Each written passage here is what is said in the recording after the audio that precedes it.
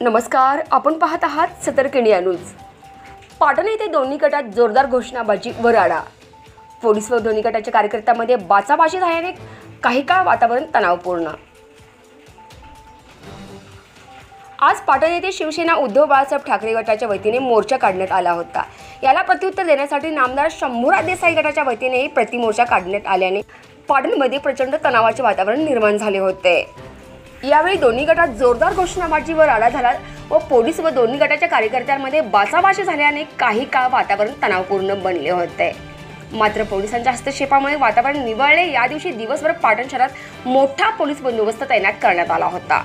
यावेळी मोर्चाला पाटण मतदारसंघातील शिवसेना उद्धव बाळासाहेब ठाकरे गटाचे पदाधिकारी कार्यकर्ते बहुसंख्येने उपस्थित होते। तर शहरातील या तणावात्मक परिस्थिती हाताळण्यासाठी उपविभागीय पोलीस अधिकारी विजय पाटील, पोलीस निरीक्षक अविनाश कवटेकर यांच्या मार्गदर्शनाखाली स्थानिक व राज्य राखीव पोलीस यंत्रणा फार मोठ्या प्रमाणावर सक्रिय होती।